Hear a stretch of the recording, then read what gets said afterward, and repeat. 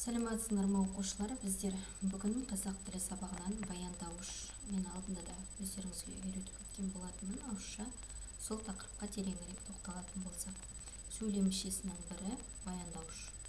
53-ші қоңырауша. Баяндауыш сөйлемнің ішіндегі іс-әрекетті білдіреді. Кез келген іс-әрекетті білдіретін сөздер баяндауыш деп аталады. Мысалы, етістік дәл солай ғой, етістік іс-әрекетті білдіреді, не істеді, не қылды, қайтты дейтін сұрақтарға жауап береді. Баяндауышта дәл сондай, не істеді, не қылды, қайтты дейтін сұрақтарға жауап береді. Яғни 9-шы жаттығуға қарай қояйық. Мәтінді түсініп оқиын, содан кейін тапсырмаларын орындаймыз. Киіз үй тегіс жерге тігіледі. Ол үшін алдымен керегелер шеңберлене керіліп, бір-біріне таңғышпен бекіттіріп байланылады. Содан кейін есік орнатылады. Керілген керегені айнала басқұр тартылады. Бұдан соң үйдің тура ортасында тұрған, қолында бақаны бар қарулы жігіт шаңырақты жоғары көтереді. Көтерілген шаңыраққа айнала оқ шаншылып, оның екінші басы керегеге байланады. Оған киіз жабылып, үстін арқамен бастыра тартып, байланғанда ғана киіз үй тігіліп болды деп есептелінеді. Кеше бастауыш тақырыбын өткен кезде киіз үйдің құрылғыларымен танысқан болатынбыз. Енді бұл жерде киіз үйдің ары қарай мәтін беріп қойған, қалай орнату керек, қалай құру керек киіз үйді, қалай тігу керек, сол туралы берген екен.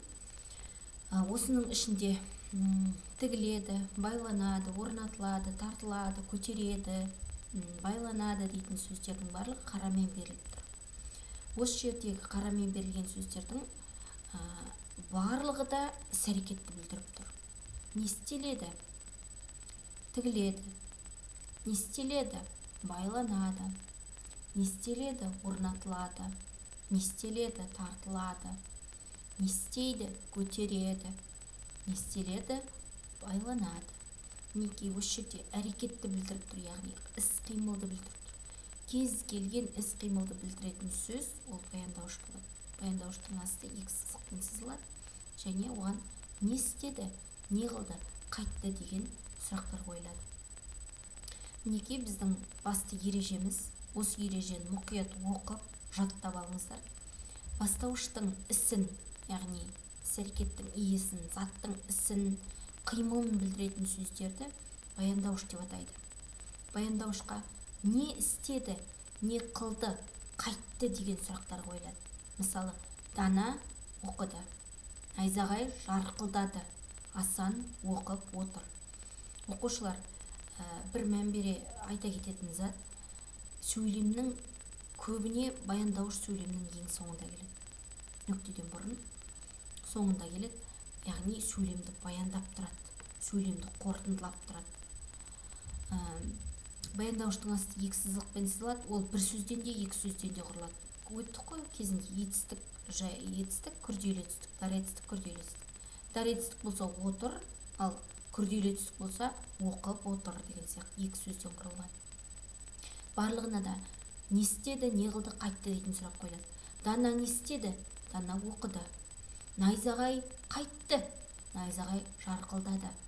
Асан оқып отыр. Асан не істеп отыр? Оқып отыр.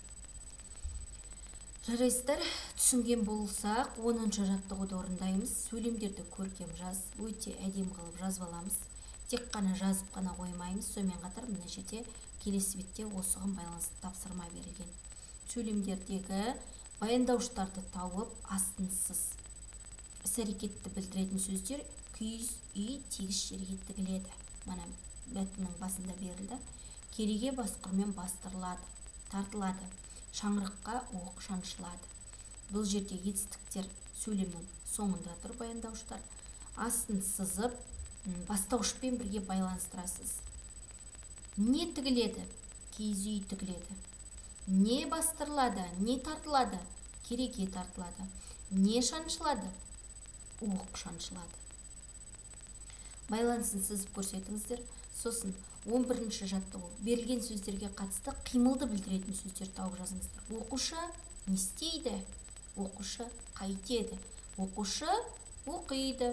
Оқушы ойнайды деген сияқты қылып мына жерге 4 етістік жазасыздар.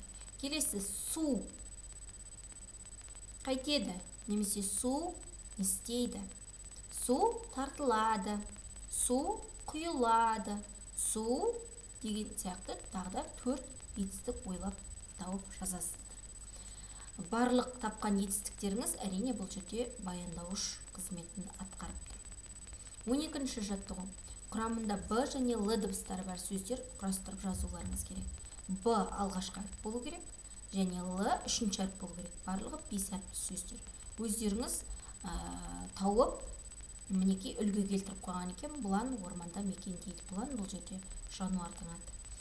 Сол сөздерді қатыстырып сөйлем құрап, 3 сөйлем құрайсыздар, және оның құраған сөздеріңіздегі, сөйлемдеріңіздегі осы құраған мына жерге тапқан сөздеріңіз бастауыштың қызметін атқарып тұр ма, әлде баяндауыштың қызметін атқарып тұр ма, соны сызып қоясыздар.